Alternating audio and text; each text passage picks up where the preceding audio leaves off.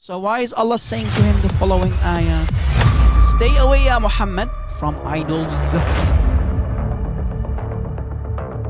You're supposed to be a follower of Jesus, and you're using words like that. Well, And it's you not my expect people to words. believe what you're saying. It's not my words. It's the words of Allah. Are you embarrassed of Allah?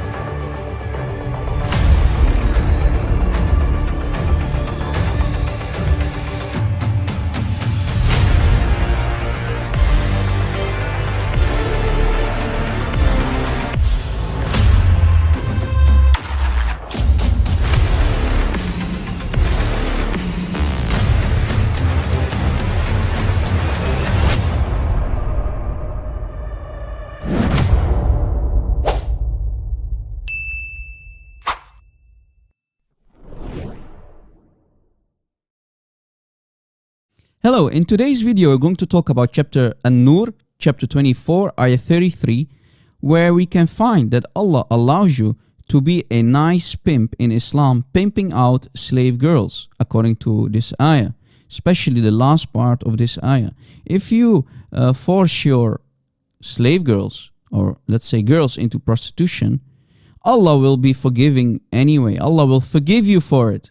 And you will hear Farid Response, a known Muslim YouTuber who is having a room on an app called Clubhouse, talking about it with his fellow Muslim brothers who actually among themselves believe that it's okay to be a pimp anyway. Allah will forgive you if pimp out girls anyway. Can you imagine? So let's see what happened during that conversation, all right? And you will understand how evil the book of Muhammad and Allah is. And you really need to stay away from Islam, right? And in the end, you'll even hear how Farid Response cannot wait to close the room ASAP, immediately, because he starts to feel the heat. He's afraid that someone might report his room on Clubhouse to the authorities because it's such an evil book. It's such an evil topic that we can find in the Quran, who Muslims claim that it's a divine book from God. Well, that means Allah, your fake God, Allah, is a nice pimp and Muhammad is his messenger. Let's hear what happened during that conversation. Please try not to get disgusted. Yeah, what I see from that verse is that you can be a pimp. Yeah, exactly. So Allah, that's funny. What the verse is saying, do not force your slave women into prostitution so that you might gain something out of it, some worldly gain. But if you do so, if you force them, then after that Allah is forgiving, most merciful. I would ask you, brother Habib, if you're interested in answering, why would God be forgiving to those people? Why would God be forgiven right now in this particular scenario? Like the guy is forcing the girl to do fornication, to prostitute herself for money, basically, like a pimp brother has said. So what's your thoughts on this? Why is it Yeah, permissible? Why is it even forgiven? yeah. 24:33. It's Okay. 24:33. So it says, let those who find not the wherewithal for marriage keep themselves chaste until Allah gives them means out of His grace. Okay, I'm just going to jump to the main point of the verse, what we're referring to. But force not your maids to prostitution when they desire chastity. So it says fatayatikum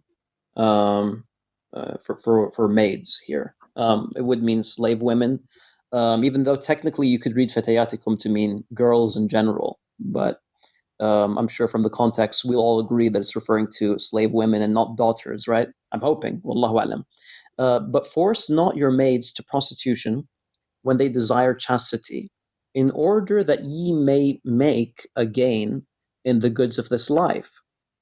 But if anyone compels them, yet after such compulsion is Allah oft forgiving, most merciful. Okay, so basically it's saying that don't force your girls, meaning slave girls. I mean, that's the apparent meaning of the verse. We can disagree if you guys would like to disagree. But yeah, it says, don't force your girls into prostitution in order to gain something from this world. And if one forces them after that, then Allah is forgiving.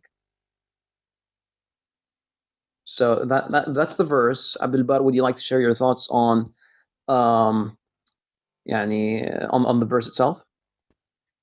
Yes, so from that verse, the apparent meaning of the verse that you read, Brother Khalil, is, hold on.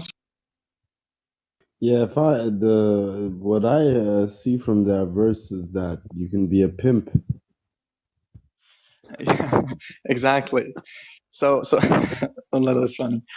What the verse is saying, do not force your slave women into prostitution so that you might gain something out of it, some worldly gain. But if you do so, if you force them, then after that, Allah is forgiving, most merciful. I would ask you, Brother Habib, if you're interested in answering, why would God be forgiving to those people? Why would God be forgiving right now in this particular scenario? Like the guy is forcing the girl to do fornication, to prostitute herself for Right. money, basically, like a pimp, brother has said. So, what's your thoughts on this? Why is it Yeah, permissible? Why is it even forgiven? yeah, I would have to look at the jessive mood, where it would seem that this should be, if you did, like in regards to, not if you will or in the future, this is something you're going to continue to do, but if you did, then Allah is forgiving. This is something, I don't think this is like speaking of like an ongoing thing, like Allah got you, don't worry. What was that? Allah got you? What's this? What's the surah and ayat again, please? This is Sorry, do you have the surah? 24:33. Yep. It doesn't seem to be speaking about past tense. well, it says there's a jessive mood. Gives you What's this? Can you tell us what this means in Arabic? Jessive mood.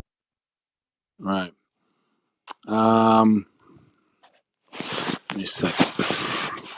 Brother, I'm just a student, so I'm not on the level of you guys, but there are things that I do notice. And in that specific verse, it's saying it is a jessive mood. Then this also allows it to say did, do, have not, did not, or do not, have not, or did not. So this is basically in these examples, it could say do, have, or did. So this could be if you did opposed to if you do. May I come in 1 second? Yeah. Go ahead, bro. Go Am I ahead. the only one? Okay, go ahead. And again, just again reading on where it goes and to dig into it. But when I've read this a number of times, and you look into it, and again, I'll have to get into the Arabic, and so don't go jumping on me. I don't want Wolfpack back. We've had a good day today, so let's not bring out a Wolfpack. But when I read this, and I try and read it over and over, isn't it that if you're compelled to do it, isn't it talking about the person to whom is being prostituted, that if she is forced or compelled to do so, not so much as Ak would call it, the pimp, we're talking about the one who desires chastity, that if you're compelled to do so, Allah will forgive her for such actions, not so much, doesn't really even talk about the one using the one for prostitution. If I read that over and over and what I'm getting for it, I could be off, but is it talking about the one who's being prostituted, not the one who's prostituting her?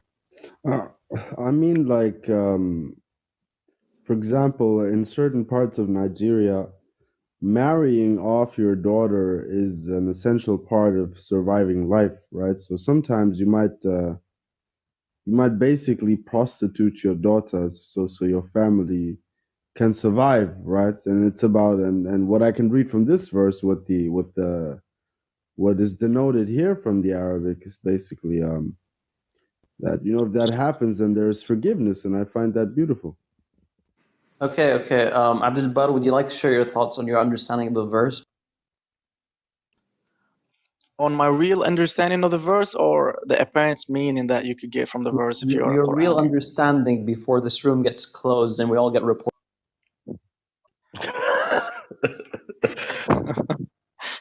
You don't want anybody thinking that pimps are allowed in Islam. Yeah, I appreciate that. Yeah. So the verse is speaking. It's actually explained through the sayings of the Sahaba, like Ibn Abbas, but it's also explained through another harf of the Quran that was recited during the time of the Prophet, peace be upon him. وَمَن يُكْرِهُنَّ فَإِنَّ اللَّهَ مِن بَعْدِ إِكْرَاهِهِنَّ لَهُنَّ غَفُورٌ رَحِيمٌ. So whoever, and if you do force them into prostitution, then Allah, after their enforcing to them, meaning to the women, is forgiving and most merciful. Not to the person who's doing the forcing, not to the guy who is forcing his That's maids. what I that's what I was saying, right? Is that what I was getting from that? Yes, that's correct, but that's taken from the Sunnah. Right, but I just In took the that from scenario, words is what I was saying. I didn't No, know there was a but, head about that. So yeah, but you cannot force just me to understand that. I mean, if a guy right now has maids or daughters and he wants to force them to for prostitution for money, he would point to that verse and say, Allah is forgiving, right, most merciful. Why would I take it? I would point them to other parts in the Quran that when you read that, it's like, come on, brother, they're not talking about the one who's doing the making her be a prostitute. They're talking about the one who is being prostituted. That if she's forced to do so, then Allah is forgiving, right? I mean, we can fair enough, ponder, Jason. reflect, and stay on that, right? Fair enough, but I just told you like the sentiment of this North Nigerian father. And now if he was a Quran only just as you, there would be absolutely nothing wrong with him understanding that verse that way. There would be nothing. The Arabic wouldn't denote anything else. And that goes to the very beginning of this room when I said Allah is the one to guide. If Allah wants to guide, and someone wants to come with some stuff like that already with preconceived stuff in their head, then Allah will guide them to whatever He wants to see. Just like we can read an ayat, and you guys are sent to hadith and outside books, and we stay to that, right? It's kind of the same thing. But if somebody came up with that interpretation, would you think that's guidance from God? I don't really get it, because if a guy understands from a verse that... Right, my point was Allah knows best, right? But real quick, then we came to that thing that you have no criteria. Jason, then we came to the conclusion that you have no criteria whatsoever to determine whose interpretation is the correct one. You have no criteria, so it's subjective. Because you can't. How are you gonna prove that this guy is guided by Allah and that guy is guided by Allah? How are you gonna prove it? You got any falsification? Yeah, that's the thing. Go back to 733 immoralities, right? What is sin? Immoralities. You think it's moral and it's not an immorality to be? Yeah, but Jason, this is the thing. Like, what I described to you is the situation that's reality in a part of North Nigeria, right? So this is their culture. So just because you are fortunate enough or unfortunate enough from their perspective to be part of a culture which would never infer such a meaning, which would always go to, oh, the person's being forced. That's not universal. That's just basically, if what it actually is a form of cultural supremacism actually, because you're basically saying, hey, their culture is wrong, right? But they're reading the same Quran as you. So who's right at the end of the day? You will find out on Judgment Day. That's what he said before. But in this world, run to that which is good, and Allah will bring you all together. Inshallah. I know it's cultural. You're bringing cultural, and then you're bringing Quran. If you bring this Quran into that culture and they read it, what was the culture? What was the cultural act that he was speaking of? He's talking about in Nigeria. There's places where they do prostitute out their daughters, or had to relate it to marriage. Wherever he was going with that, I don't know. So if they read this and they're Quran only, then they're gonna say, hey, see, read here, I can do that and I'm forgiven. But that, to me, that's not what it says. Yeah, so just simply reading the Quran in context of the Quran, it doesn't allow these type of behaviors. It doesn't allow it. You can't Yeah, have but sex. this So it's a verse, forbidden. the verse doesn't allow it either. It's just speaking about how if after this wrong is committed, there is forgiveness, right? And I don't see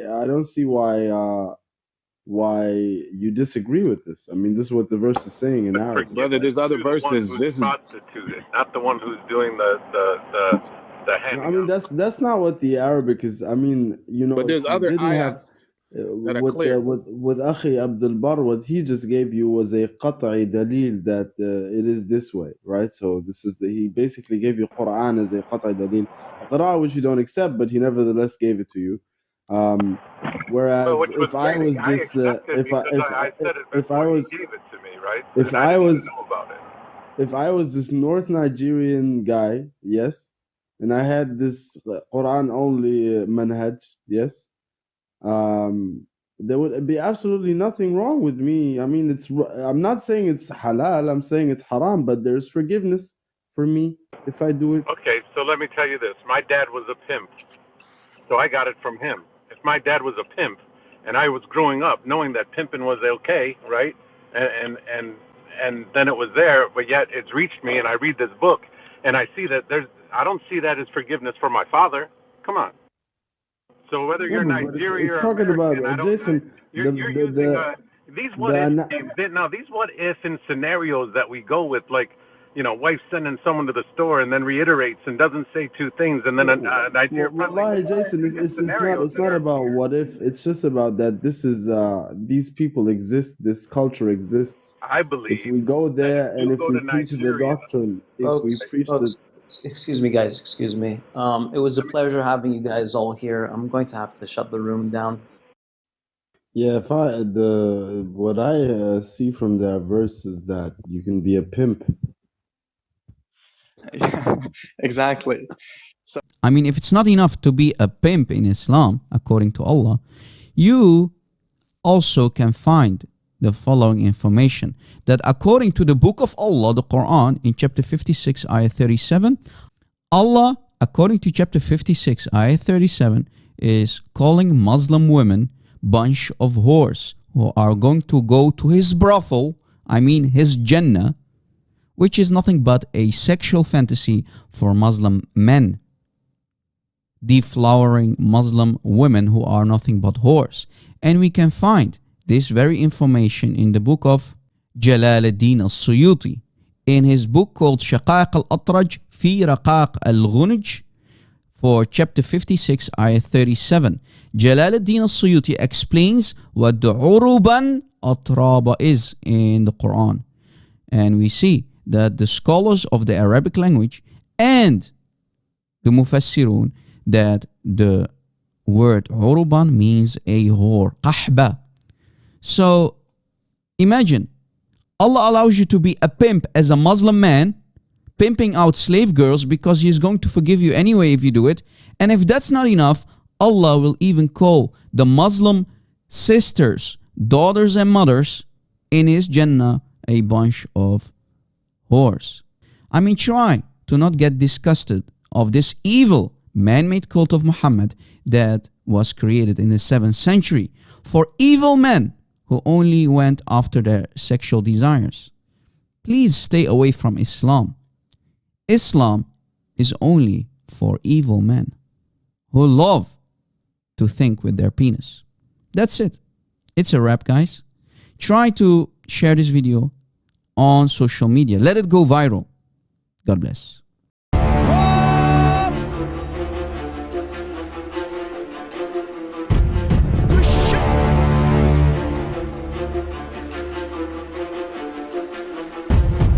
Backup channel, please subscribe.